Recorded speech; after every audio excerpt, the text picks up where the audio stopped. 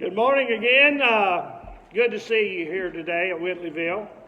I got one commercial to do before I get into the message, and that is that we are going to start a Thursday night Bible study September the 9th, and we'll meet at 6 p.m. that day because we're going to eat some pizza before the class at 7. And so I want to invite anyone in our area.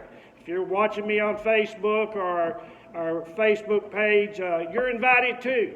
It would be good if you send me a message to let me know so that we can have adequate number of books for the study. We're going to be studying from the book of Acts. We'll have a Bible study book, and it will be based on the book of Acts. There's going to be two books. I think it's Acts chapter 1 through 12 is the first study, and then the remainder of Acts is in the second book. So anyway, you're all invited to that. September 9th, 6 o'clock for pizza, 7 o'clock for the Bible class. And each Thursday thereafter at 7, unless we decide we're going to eat some more. And then we'll have that. Jesus said in John 16 and verse 33, "These things I have spoken to you, so that in me you may have peace. In the world you have tribulation, but take courage, I have overcome the world." You notice in that verse that Jesus didn't say you might have trouble, or you will only have trouble when you're out of God's will. No, he said you will have trouble. Jesus is clear on this point that we will all go through trouble. We will all go through storms in our life. George Barna reports that over 70 million Americans today are struggling to find some meaning in life, and that over 50% of Americans struggle with some type of depression. I'm not sure what date these figures are from, but I suspect those figures are higher now. I figure there's more struggling with depression now than there were when George Barna did that study. We all have a way of completing this sentence. If God is God, then there will be no financial collapse in my family. If God is God, then my children will never be buried before me. If God is God, then people will treat me fairly. If God is God, then this church will never divide. If God is God, then my prayers will be answered. And when our expectations of God go unmet, doubt sets in to us. We tell God, show me and I'll believe, and he says, believe and I'll show you. The peace that Jesus offers us comes only through a relationship with him. The world can't give us peace, and it can't take away the peace that Jesus gives to us. It's a peace based on our relationship with him, not based on our feelings or our circumstances. It's based on Jesus and our relationship with him. Excuse me just a second. In our text this morning, we're going to read about a storm. It's the account given in Mark of one of the miracles of Jesus. If you have your Bibles or it's on the outline, you can read along with me. Mark chapter 4, verse 35 through 41. On that day when evening had come, he said to them, "Let us go across to the other side." And leaving the crowd, they took him with them in the boat, just as he was. And other boats were with him. And a great windstorm arose, and the waves were breaking into the boat, so that the boat was already filling. But he was in the stern, asleep on the cushion. And they woke him and said to him, "Teacher, do you not care that we are perishing?" And he awoke and rebuked the wind and said to the sea, "Peace, be still." And the wind ceased, and there was a great calm. He said to them, "Why are you so afraid? Have you still no faith?" And they were filled with great fear and said to one another, "Who then is this, that even wind and sea obey him?" Mark gives us a lot of detail There's a lot contained in these 7 verses. I want to begin by looking at what Jesus says in verse 35. He said, let us go across to the other side. Literally, Jesus is saying, let's take this boat across the Sea of Galilee to the other side of the sea. But there's more, I think, here in what Jesus is saying to us. One thing I think that we can get out of this verse is that Jesus is calling us to leave our comfort zones and do what God has called us to do. Jesus was teaching his disciples to leave the crowds behind and go to unheard of territory to proclaim the truth. Note here also the disciples were willing to go. That is, they were willing to give up something in order to follow Jesus. We must ask ourselves this morning, are we willing to leave our comfort zones and leave the crowds behind and take the gospel message of salvation to people and places that we are unfamiliar with? Are we? Another view of Jesus' statement is that the Sea of our Lake of Galilee represents life. And we know that as we sail across the Sea of Life, that change may come at any moment. And yet it is the unexpected which always happens.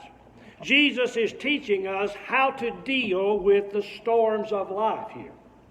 In order to learn how to deal with the storms of life, we need to know the characteristic of storms.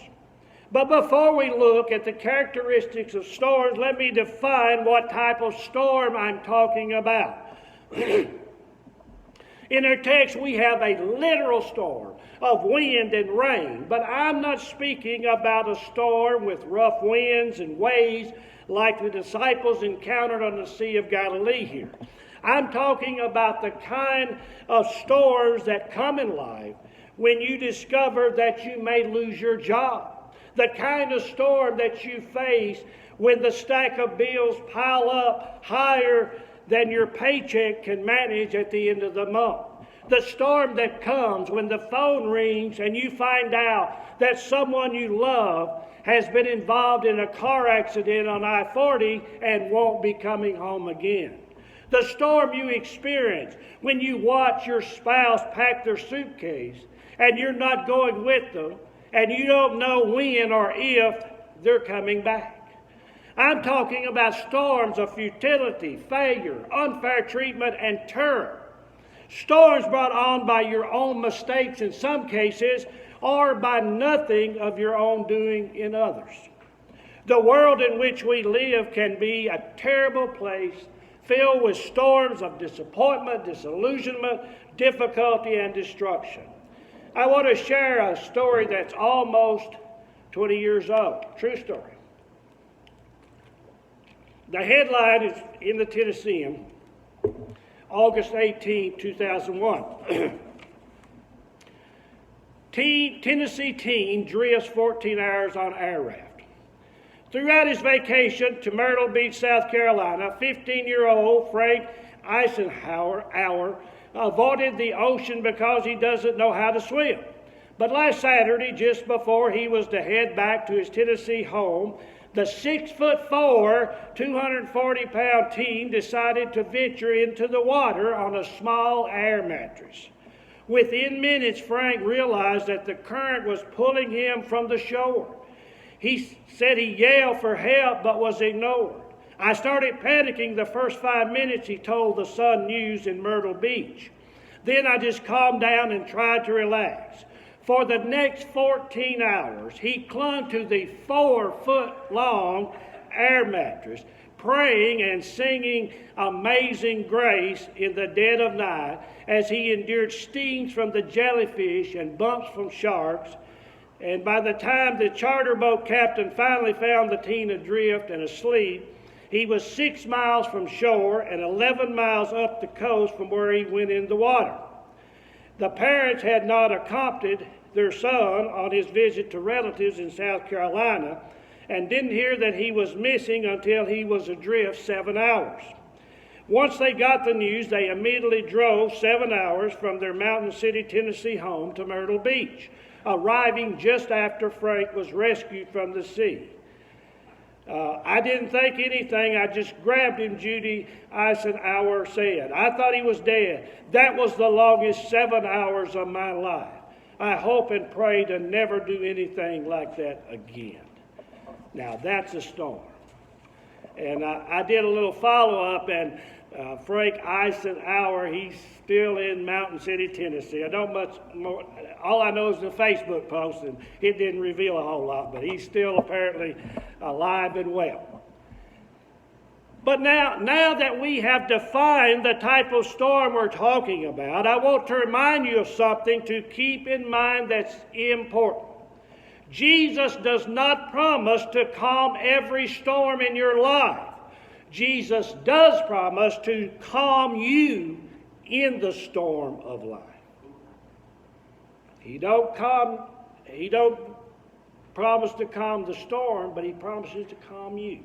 Now, with that said, let's look at some of the characteristics of storm that come our way in life. Storms are not always predictable. They often come unexpectedly. Everything is fine, your sailing is smooth, and then all of a sudden, wham! It only takes a split second for everything to be flipped upside down. Maybe you lose your job, or a family member is in a serious accident, or a tornado rips through and tears your house apart, or you fill in the blank with your own personal storm, because the list could go on and on. For the disciples, it wasn't a spiritual storm, but rather a physical storm. When they left the docks that evening, everything was fine. However, it only took a split second for things to go horribly wrong. The winds picked up, and the waves crashed against the boat and over the boat, and the disciples were afraid. When the storms come, they bring emotions of fear, anger, frustration, and uncertainty.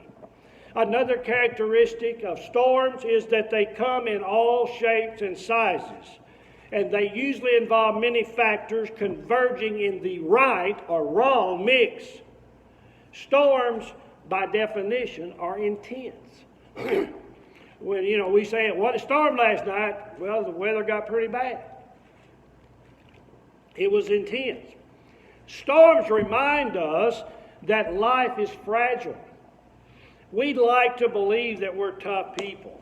We somehow get the idea in our heads that we're going to retire someday, that we're going to raise our family, watch our children go through college, then we'll be grandparents. We somehow start to believe that we know tomorrow will come. We take next week for granted, yet no one has promised tomorrow to us, have they? We just assume we'll get it.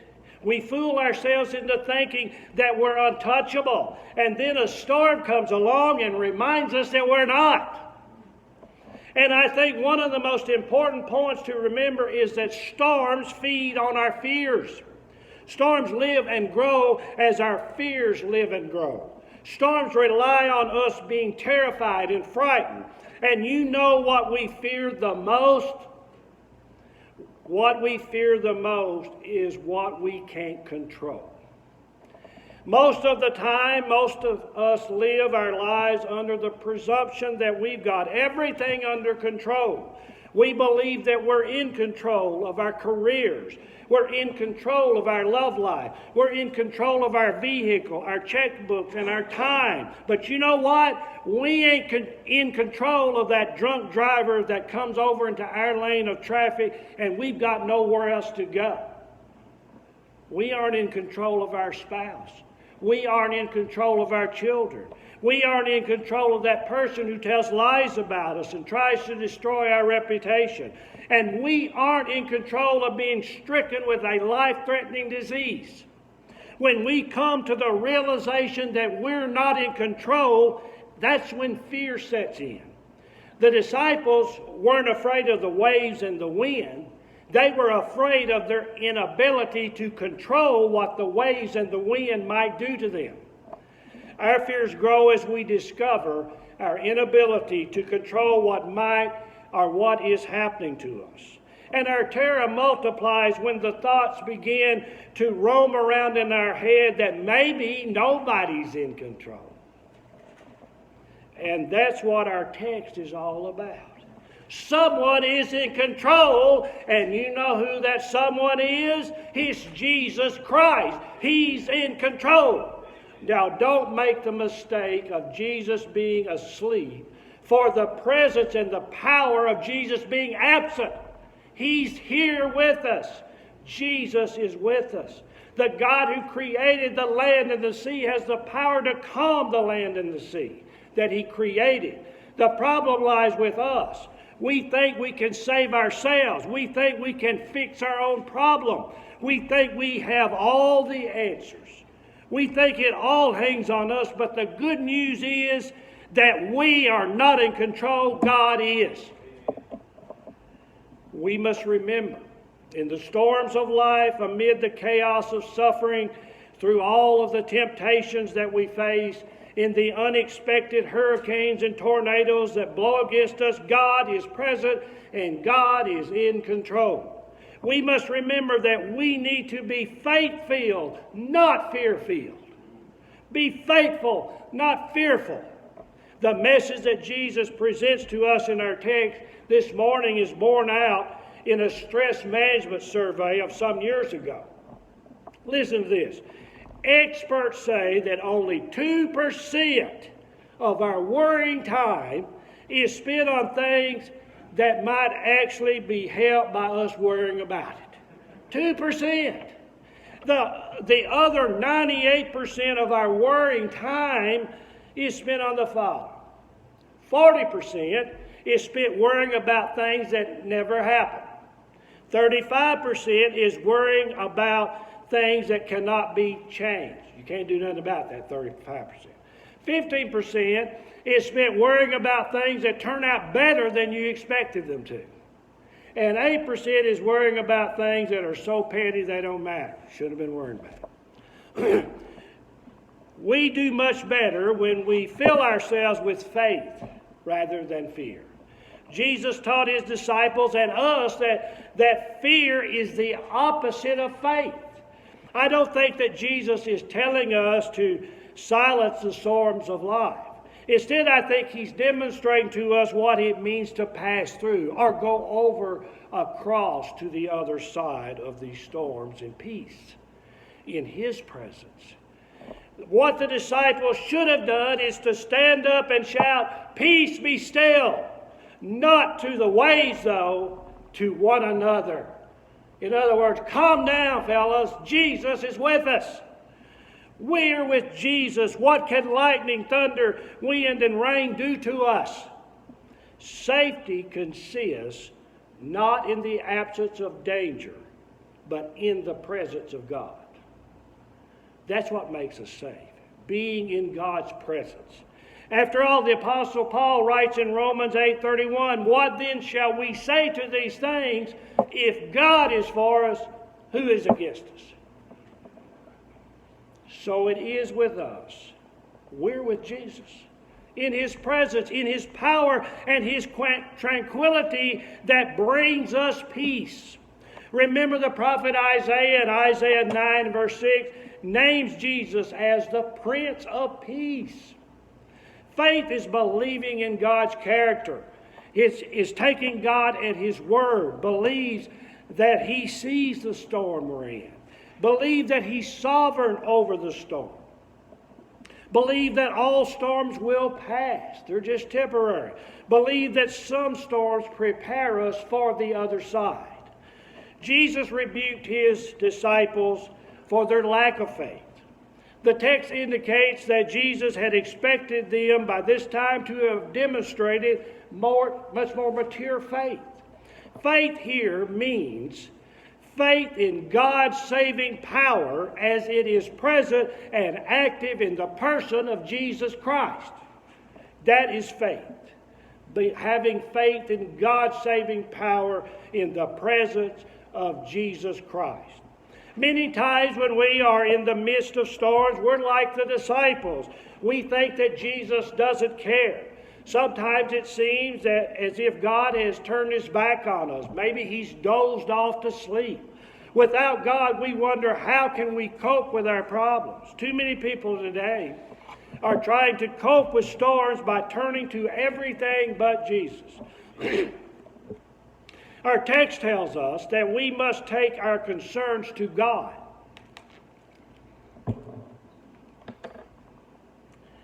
We must take our concern to God. So I ask you, was it wrong for the disciples to wake Jesus up? Should they have just sat there while the waves crashed over the side of the boat and just watched the Lord sleep? No.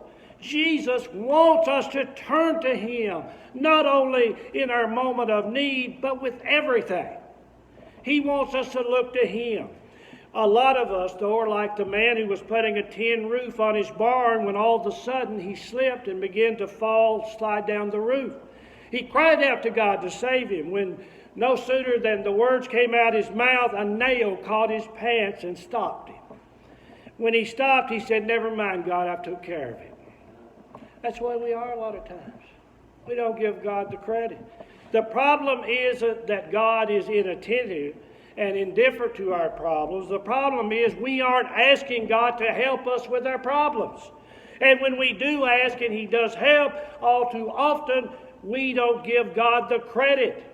See, Jesus wasn't going to immediately calm the storm himself.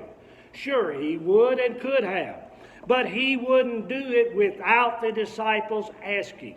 You see, Jesus wants us to initiate the calming of the storm. He's completely willing to do so, but he's just waiting for us to ask. So ask Jesus. We know that the storms will come, so how do we deal with these storms when they come? The first thing we need to do is never give up. We take the storm that is plaguing our life for what it is. That is a test or a trial or a temptation. We must remember to never give up. Many times we forget that there is a process of the cross for every Christian. You see, the cross is not only an event in history, but a way of life for every Christian. By the cross of history, we have been forgiven. But in the daily taking up of our own crosses is dying to self, which brings conformity to the image of Jesus Christ. In other words, we're to become more and more like Jesus. The next thing we need to do to deal with the storms is to keep focused. It's so easy when times are hard to lose our focus from the things that are really important or the tasks that we need to accomplish. That's how Satan traps us and entangles us, by putting other things in our life to break our focus and to make us lose sight of our goal. That's why we need to keep focused. The Hebrew writer tells us in Hebrews 12 verse 2, fixing our eyes on Jesus, the author and perfecter of faith, who for the joy set before him endured the cross, despising the shame, and has sat down at the right hand of the throne of God. So when storms of life rage around us, remember to fix our eyes on Jesus. When you ask, Jesus, don't you care? His reply is, have you no faith?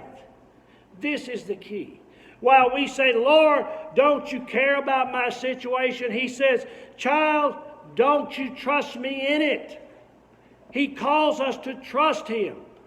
Faith drives our fear. The Bible teaches us that, faith drives out fear, not our fear. Misspoke there. Faith drives out fear. The Bible teaches us that we have not been given a spirit of fear. Paul wrote to Timothy, 2 Timothy 1 verse 7, for God has not given us a spirit of timidity, but of power and love and discipline. That's what God has given us. We should trust that. The only reason we ever question God is because of fear or lack of faith. They are really the same thing. Fear and lack of faith. Same thing in most cases. When we trust God, we have no reason to fear. For we know that as long as we're in His hands, we're saved. And we trust that whatever He deems best for us is truly best for us. There's no need to fear when He's on our side. When I posted the outline to the sermon on Facebook yesterday, one of my friends, Joe, he says this: we are either presently in a storm, just left one, or about to head into one. It's so true. So some of us here today, there's a storm raging in our life today. Others come knowing friends or loved ones who have a storm raging, whether it be a health problem, a marital problem, a parent-child problem, an addiction problem, or even the storm of imminent death. We must remember that Jesus is in the boat with us. He calls us to turn our eyes for a moment from the storm and turn our eyes toward Him. He asks us to hear His words, "Peace, be still. I am with you even to the ends of the earth." That's what Jesus says. He asks us to not only hear these words, but to believe them as well. One of my favorite all-time movies is The Grapes of Wrath, based on a book written by John Steinbeck years ago. And at the end scene in the movie, you got them going down the road, Ma Joe and Pa Joe, and I believe Al, one of their sidekicks or relatives. And they've been beat. If you watch the movie, you know they've just really been beaten, no work, near starvation, and just so many things. But here's what the dialogue is. Ma, scared hot. I ain't never going to be scared no more. I was, though, for a while. It looked as though we was beat, good and beat. Looked like we didn't have nobody in the whole wide world but enemies. Like nobody was friendly no more. Made me feel kind of bad and scared too. Like we was lost and nobody cared. Pa says, "You're the one that keeps us going, Ma. I ain't no good no more, and I know it. Seems like I spend all my time these days thinking how it used to be. Thinking of home. I ain't never going to see it no more." Ma says, "Well, Pa, a woman can change better than a man. A man lives sort of well in jerks. Baby's born, somebody dies, and that's a jerk. He gets a farm or loses it, and that's a jerk. With a woman, it's all in one flow like a stream. Little eddies and waterfall, but the river, it goes right on. A woman looks at it that way." Pa says, "Well, maybe, but we sure taking a beating." Ma says, "I know. That's what makes us tough. Rich fellas come up and they die and their kids ain't no good and they die out. But we keep a-coming. We're the people that live. They can't wipe us out. They can't lick us. And we'll go on forever, Pa, because we're the people." And folks, I'm telling you, Christians are the people that live. We'll go on forever. I want to close the message with the 23rd Psalm written by David. "The Lord is my shepherd, I shall not want. He maketh me to lie down in green pastures. He leadeth me beside the still waters. He restoreth my soul. He leadeth me in the paths of righteousness for His name's sake. Yea, though I walk through the valley of the shadow of death, I will fear no evil, for Thou art with me. Thy rod and Thy staff, they comfort me. Thou preparest a table before me in the presence of mine enemies. Thou anointest my head with oil. My cup runneth over. Surely goodness and mercy shall follow me all the days of my life, and I will dwell in the house of the Lord forever. I will fear no evil." Why does David says he don't fear evil? Because the Lord's with him. He's with us too, folks. That's faith. That is where the Lord wants us to be. Have faith that Jesus is present with us. He's there to help us. Let me ask you this question this morning, very serious question. Is the Lord your shepherd this morning? He needs to be, and He can be if you'll let Him. Let me repeat something I said earlier in the message. Jesus does not promise to calm every storm in your life, but Jesus does promise to calm you in that storm. If you're in the audience and haven't obeyed the gospel, Jesus is calling you. He wants you to come and make that confession that you believe that He is the Son of God, to repent of your sins and to be baptized into His name for the forgiveness of sin. Now, while Jesus doesn't promise to calm every storm in your life, He does promise you the gift of eternal life, a home in heaven. He has prepared a mansion for each of us who will trust and obey Him. Christians are the people that will go on living eternally forever. Don't you want to be the people who live? I do. If you need to come now as we stand and sing.